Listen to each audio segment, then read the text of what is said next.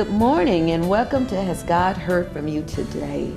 So glad you all joined us this morning. Call someone and tell them we're on the air. And I have with me today, and if you watched last week, you heard me say something about my sister Carolyn, who was waiting until, she said she wasn't going to come on until God had totally delivered her from the dialysis center. This is one of my sisters, Carolyn Washington. And you like to say Carolyn S. Washington. Yes. Welcome to Has God Heard From You Today, Carolyn. I'm glad to be here. I am excited about her being here because this was not planned. And Father, wow, we trust in you and we do not lean to our own understanding because this was not supposed to happen today for us, we thought. But how awesome is God, Carolyn? He's awesome, and I'm just glad to be here today. He's just a good God. He's an awesome God. He is. I told my sister on the way here, if God never does anything else for me, he's done enough. Yeah. He's just awesome. He is. And Carolyn, I'm just saying, none of this was planned today. None of this was planned for you to be on the air. But when we give it all to him and say, Lord, your will. I mean, I just mentioned you on the air as you heard last week. But I feel maybe God wanted you to come on. Even this, and I keep saying this was not planned, you all. You know, but he does everything for a reason. So, and even driving here. I told my sister on the way here, I said, Deborah, who knows? I might be the one that you interview today because people need to see and know that God, he never fails. Yes. I mean, God, he's been keeping me a long time. I tell people, you see the glory, but you don't know my story. Yeah. And let me tell you a little of her story, because in 1979, she went in the hospital for a simple tonsillectomy. She was a student at Southern, honor roll student, had, just really gotten in college and had enough to just kind of make the grades to see, how you were doing in college and school. And we both were supposed to get our tonsils out, but I chickened out because mine was not as bad as yours, but they said they needed to come out. But God knew. He knew. He knew.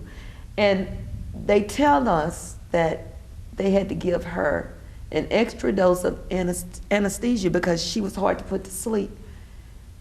And when she came out of a simple tonsillectomy, she was never the same.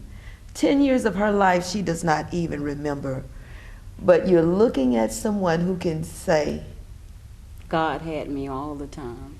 And I tell you, our mother died, like I said, when I said this on last week. Our mother died when I was 14.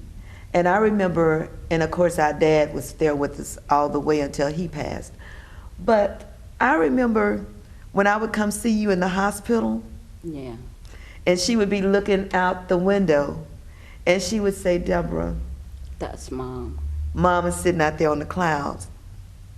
You remember that? I do, and I used to sing a song. Just a little prayer? Just a little prayer and faith. Yeah. I remember. You remember that? Yeah. Yeah. But now, so every one of her ailments has been due to reactions. Medication. To medication. She's on dialysis because of medication. She became a diabetic because of medication. And these things have been confirmed to us by doctors. And you see all the different kind of reports that go on, if you take this, but it always comes on after the person has taken it. Right. And they'll label you, just different things, but in all, I know God knows. So it really doesn't matter what anyone thinks about me. Right. God knows, and my family knows. So. Yes, because we were there. We watched it. We watched what happened, and they couldn't give us any explanation as to Why? We found out years later when you went to I went to, for a kidney. right, they wanted me to, but they wanted me to be tested for a kidney. Mm-hmm. And, I didn't want to go, but it was a blessing. And that's when we found out in 2007 that I suffered neurological damage, and that was like trauma to my brain. When they gave you that extra dose. Yes. And you may be thinking, I was young, we didn't know what was happening, and it was 10 years of her life. I watched my sister go down to 59 pounds, because it was just a struggle, and I remember, you remember when Mom died, that Friday before she died, she called us all in the room. There were five girls. Yes. And she called us all in the room. She was 32. And we didn't even know what was happening, but God let her know what was happening. She called us all in the room and sit us all around her bed. And she said, I always want my girls To stay together. to stay together. And thank God we've done that. And we are a close family. We have stepbrothers and stuff like that, and we thank God for them as well. But We have some half brothers. and some half brothers, I yeah. think Mom knew that I was going to be the one to go through, because I think I'm positive that she told me, you'll be the one. You can handle it. Yeah. Yeah. You'll have a part of me and you have a part of your dad. Yeah. And it happened. Yeah, and our mother's name was Ida Pearl Washington, and my dad's name was Henry Washington, and he was there for his girls Yes, until it was his time. But you're watching a person who I have watched over the years since '79, and then when you got married, and then after that you came and lived with me. You've been living with me for about 7, 8 years? Yes. The marriage, it was stressful, but it was just another test. Another to test. get me where I am today. And I'm saying different things like God has kept her through so many things. So many things. You've gone from how many blood pressure pills? How many pills you used to be on a day? To be honest, I can remember about 60. 60 and then pills? I said, God, no more. No Because I had decided that I wasn't going to go on dialysis. Mm-hmm. And then I said, I remember being in the hospital and you were there with me. Mm-hmm. I remember going into the restroom, and I talked with God. Mm-hmm. I came back and I say, I'm ready. And that's when the doctor had come in and told me she needs to go on dialysis. And my other sisters was there. I have sisters, Henrietta, who lives in Texas. Mary in Charlotte lives here. And we just all kind of communicate with each other. If one is not there, one is working. But I'm the one that's always there. And the doctor was telling me she has to have dialysis. She needs it today.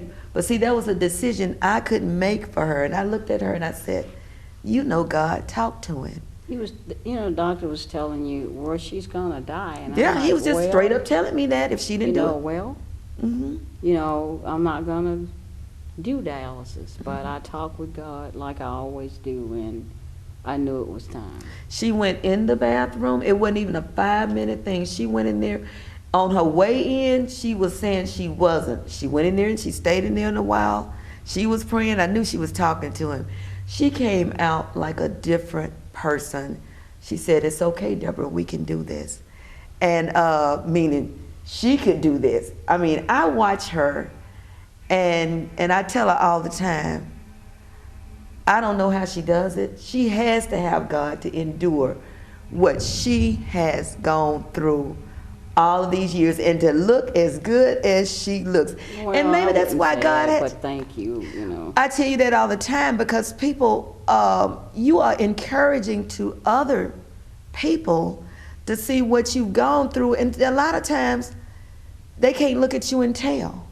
That's, like at my clinic, I see my clinic as a fellowship. We try to lift each other up. Yeah. I always tell people, you don't have to look like what you're going through. Yeah. So I tell people it's not my illnesses that I've gone through. It's just some of the people that I encounter that have to, take care of me, and Yeah. I always tell them, what would you do if you were in my shoes, you know? So. And I want you to get what she just said. Her illness is not the biggest part of her stress. Yeah. It's some of the people who take care of her, who have to come in and do things. And see, they don't understand. And you remember one thing I told you, just tell them you are just trying to live. Yeah. For example, don't come to her lifeline. She has, this is another thing. Most of you who know about dialysis know you can get the graft, the fistula. Yes. She had both. They never worked because they mapped her veins and said they were so tiny. So the only site she has ever had was my catheter, and I lived out of my catheter 7.5 years, same spot, and then I caught an infection and in the clinic you were in. Yes, and then they replaced it last February. So this February I think makes a year that I've had this catheter. And the doctors, another amazing story of how our father is, how awesome he is. She never had an infection, and the doctors say people get infections in those catheters. They don't last 7 and 8 years, Yeah. But that's God. that's God. That's God. Because you always say He knows this is the only place right here for you. I have to tell the doctors, I'm not being difficult, but I don't have to let you cut me everywhere, because I tell them I know what it takes. God knows what it takes for me to live, just like He knows what it takes for you to live. And, I don't have to be cut everywhere, I'm happy with this. This is my lifeline. And with that being said, they have tried so many times to convince her, that's their job. If this goes out, what happens? If this goes out. But if they've told her, if she's let them cut her here twice, it doesn't work. And God is faithful. He's shown you, Yes. This is it, right here. I am not a good candidate, the different surgeries. He's proven, God That He'll don't take have to- care of you. Yeah, He don't have to prove anything. To the people. Yeah, He don't. Yeah. And she's sitting here today with a site that she's had in the same spot, no infections, for 7 And years. a half years. Which they said, and most of you who know about dialysis knows that they have to change that catheter. Yes. It's supposed to be a temporary fix until they do the one in the arm or the other arm. So we're gonna come back with my sister Carolyn, because she was not supposed to be here today. So we know God is in this. Yes, He is. Call and tell somebody we are on the air. We'll be right back.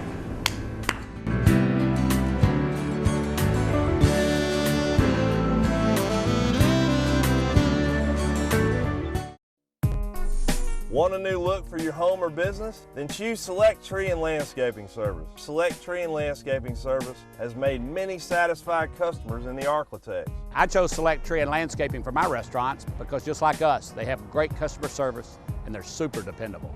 Our price, selection, and service separate Select from the rest. For all your tree and landscaping needs, give us a call at 222-2110 or visit us online at selecttreeandlandscaping.com.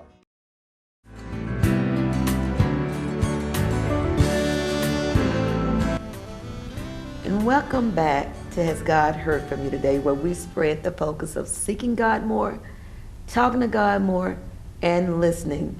And if I tell you anyone that I know that listens to God to make the decisions for her life, is this lady right here, my sister Carolyn. As I was going off the air, I was telling you about her catheter that she had had 7 years. She's a dialysis patient. But there are so many other ailments that she has, we're not going to even name those, because I call her my miracle sister. She got a catheter changed a year ago because she caught an infection at the clinic. An infection that when you knew something was wrong and you kept telling them and the doctors something was wrong. You had an infection in your catheter which affected her whole body for a month or two 2 months. before they discovered what it was. And let me tell you how awesome God is. Remember, they were saying people normally get They're normally are hospitalized. hospitalized for that, or by her living with me, or or people that visit me, they possibly could have caught it. Right. That's God is one awesome. thing, another thing, about God taking care, of his people. No matter what I have, you never catch it. Never. No matter what you have. And meaning like other people be around her with a cold, but I can be in there having to take shots and everything else from the doctor, and it never affects her, which is basically what I'd be afraid of if I run a fever due to allergies or something, but it never affects her.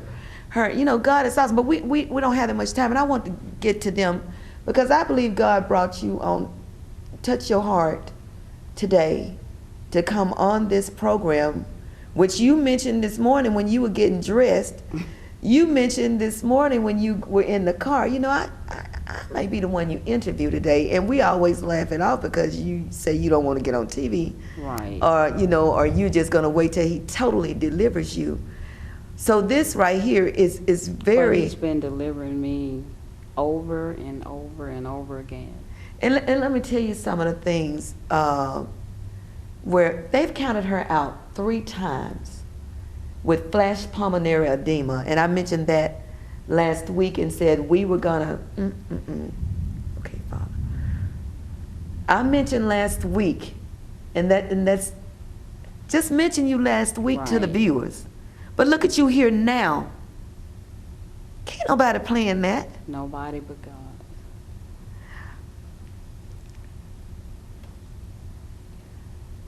My Father is so awesome. Father, you're so awesome. You are here today. And I just asked the prayer warriors to pray for your total healing. And here I am. And I want them to know you. I don't know when she would have come on TV. But let me give you an idea. They took her from my home by ambulance 3 times, I believe. And I remember it was flash pulmonary edema. And what flash pulmonary edema is, you guys, is when fluid overtakes your heart and your lungs and everything, and you can't breathe. It's just like you're being suffocated, but it's worse. Right. And they had put her in intensive care on the what I can't even think of the ventilator. Yeah, they did that. But I remember the doctor. I remember one time they took you from my home, and when I got there, you couldn't breathe, and they were putting all kind of stuff on you to make you couldn't, you was trying to let them know you couldn't breathe. They was trying to work on you because your pressure was steady going up. And I went in the ER room, and we always have this thing, whereas if we can see each other, and I'll do this here, to just keep a focus on God, Then I'm okay. Yeah, And so, but this particular time you couldn't breathe, and you were trying to still let them know no matter what they were doing in the ER, you couldn't breathe. And the doctor got this close in my face and said, we are gonna have to intubate her. You need to make a decision. And Carolyn was looking at me, telling me, because she had never been intubated before. And the doctor, I said, her pressure's been this high before, and he was this close to me. He said, not this high. And I looked at her again, and she did this. And I went across to the bathroom, and I looked up and said, Father, I don't know what to do. But he gave me such a peace, and I said, Lord, this is that peace that passeth all understanding. I walked back in that ER, and they were still working on her, trying to get her breathing and all this, and she couldn't. And the doctor looked at me, and I looked at my sister, and I smiled, and I did this here. And she got from that it was okay. Yes. And I remember nodding my head. And she did this. I remember. And that's all she remembered after that, because you went out after that, And I'm just saying, God is so awesome. And I remember them, and you came through, as always. As always. God is true to his word. He is, Carolyn. And the biggest part you said of your illness is the people who have to take care of you. And we just want people to understand, if you're a caregiver, they don't know what you feel. No. Through the night, 7 days a week. When she has one restful night, I'm thanking God, because I hear her hollering out in the night because of the pain. But see, people don't want to believe that because they see how you look. You know, but see, you know, I get up and I walk when I hear her say, Lord, have mercy.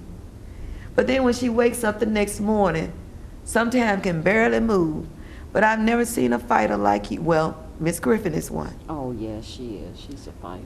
You know, but a fighter, she encourages me until if I don't feel well, I don't care what I'm going through, I'll say I'm good, because I watch her. But you're strong too, though. You are.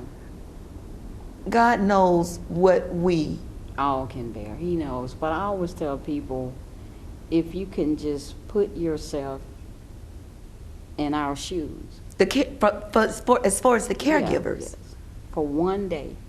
I'm here with my sister Carolyn. This was not planned.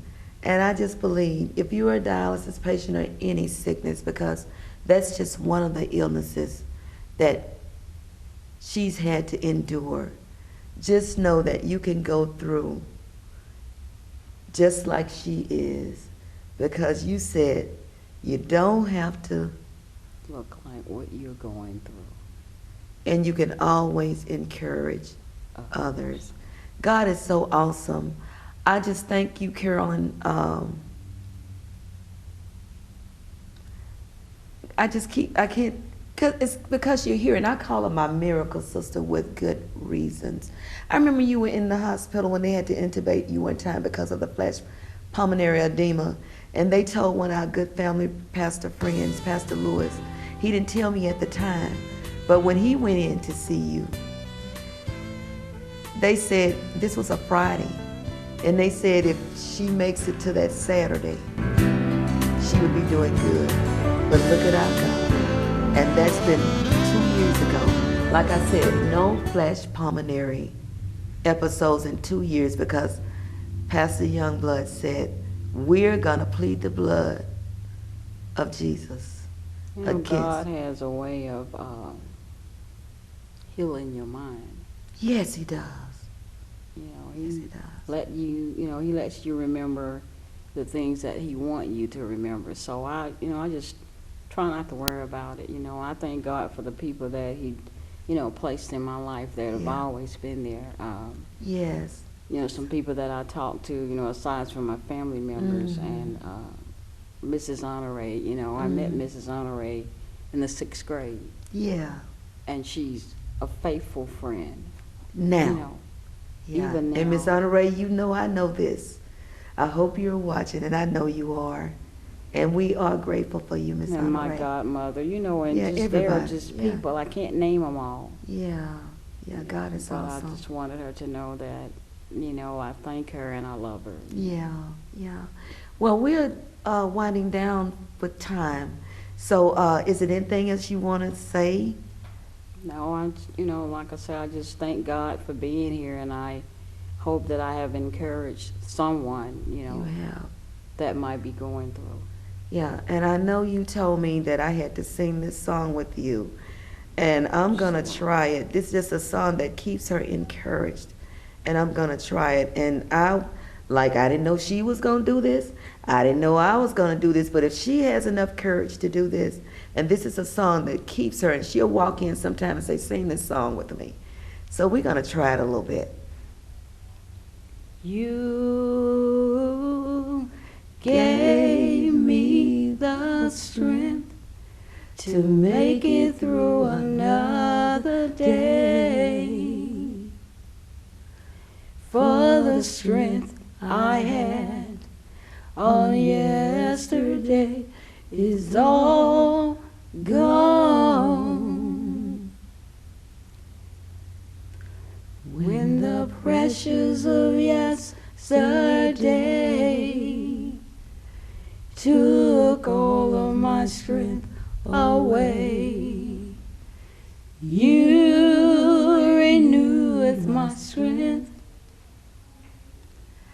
and now I can journey on. Lord, you're so amazing. You're so amazing. You're so awesome. We'll see you next week.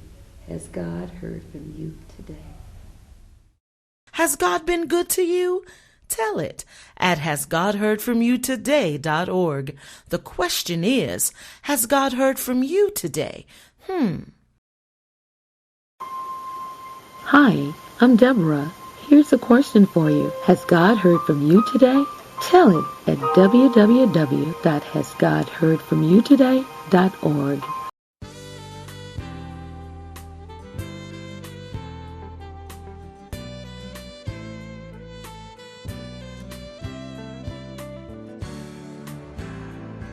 Thank you for tuning in to Has God Heard From You Today.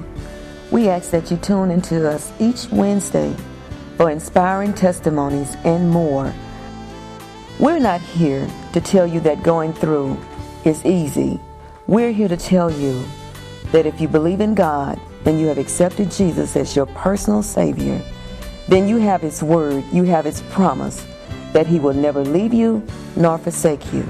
Has God heard from you today? If you would like to share your testimony or advertise your business or an upcoming event on this program, please call 318-222-2954. 318-222-2954. Also, visit our website at www.hasgodheardfromyoutoday.org. www.hasgodheardfromyoutoday.org.